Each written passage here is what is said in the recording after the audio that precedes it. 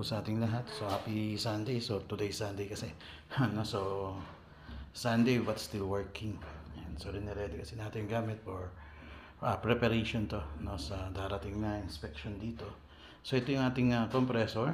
Ayan. So ang gagawin natin ngayon is mag-change oil dito sa ating air compressor. And so ito namang ating unit na bago to, yun nga lang na stock ng matagal. So kaya although na hindi siya nagagamit for at least 3 to 3 years, still kailangan na natin kasi palitan. Last time nagpalit tayo dito ng filters, no? Yung mga filter natin, yung activated carbons, yan, mga ganun, no? Pinalitan natin yung maxi filter. So today naman ang papalitan natin is yung kanyang langis. So ngayon langis lang ang papalitan natin dahil yun lang yung meron. Okay, yung oil filter hindi natin mapapalitan kasi hindi, besides hindi pa naman siguro masyadong gamit yung oil filter. Ito po yung ating compressor. Yan po yung ating compressor. Yan, dito po nakalagay o linalagay yung ating oil. Yan, sorry. Yan, dito yung ito yung cover ng oil. Yan. Then ito yung drain niya. Okay. So yan. Then ito na may mga tools na kakailanganin natin sa except the gunting, no? Yan yung gagamitin natin. Then ito yung oil natin. Yan. Na gagamitin. So normally nasa 1.8 liters yung laman nito, 1.5, no? So di ko kasi yung ayan yung model niya, MCH 16 yan. Okay. So ito yung oil window, ayan, dyan natin makikita. So yung level naman niya is yung pa rin naman kasi hindi naman siya nagagamit.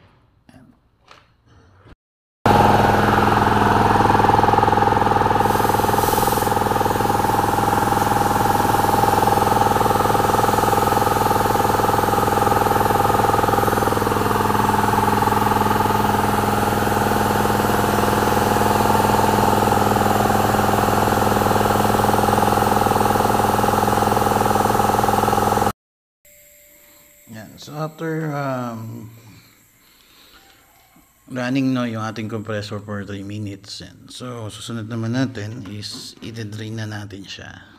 Okay, so lagay natin yung pananok natin, hoping na sana shumot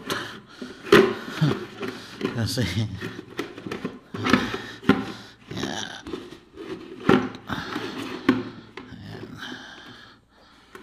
ayan, okay.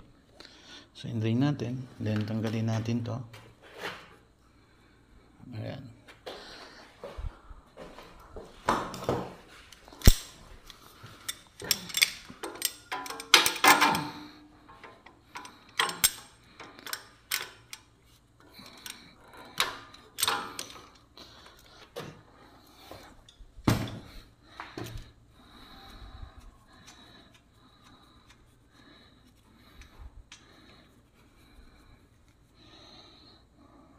Check.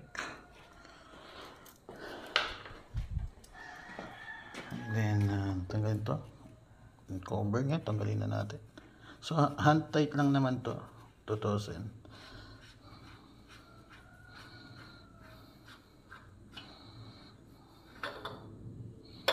Diyan natin ilalagay, no? Check lang natin yung o-ring.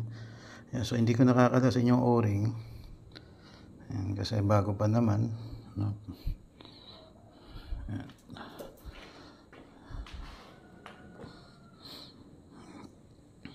So wala namang kurak. So wala kasi akong lubricant para dyan.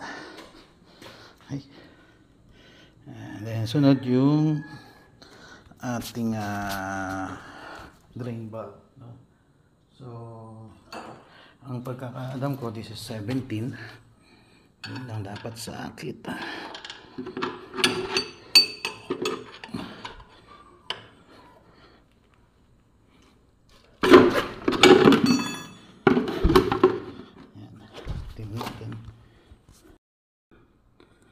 Yan, So, naputol yata. So, yan. So, nagde-drain na tayo. May nalaglag pa yata yung ano. So, kunin ko na lang later.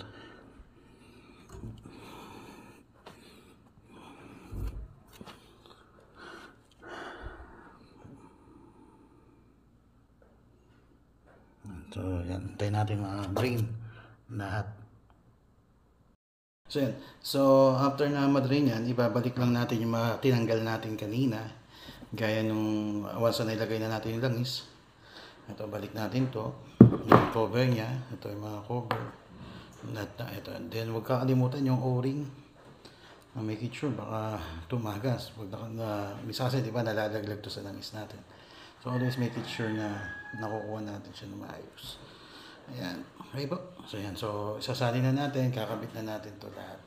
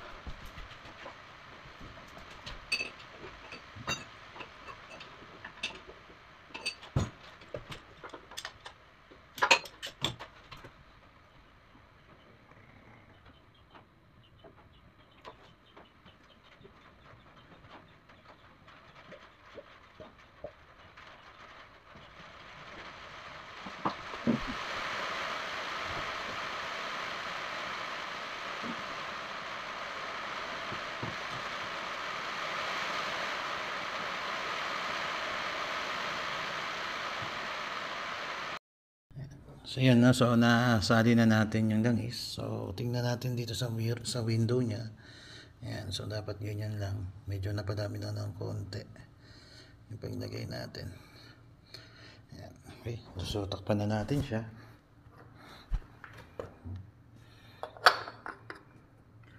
Ito, hand tight lang naman to. Pero syempre yung thread, no, babantayan mo. Ayan. Okay. So make sure na yung higpit niya ay sakto lang. Ayan.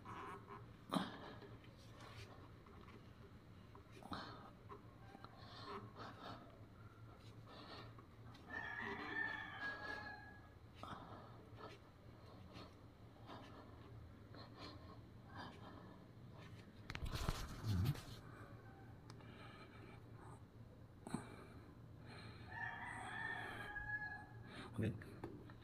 Check natin kung nakabit.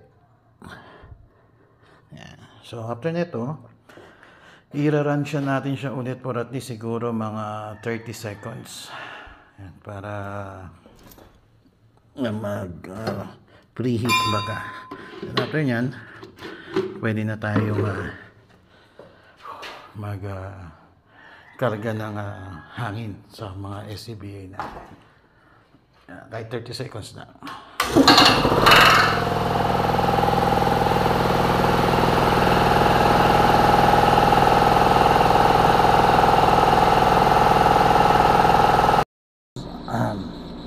Yun, so natapos na po nating i-change oil yung ating air compressor. So ready na po siya to charge ng mga SCBA cylinder natin. So later on, yun naman yung susunod natin gagawin. Mag-charge tayo ng ilang cylinder. Lagyan natin ng laman, nakarga natin ng hangin. So salamat po sa panonood. So keep safe po lagi. God bless po.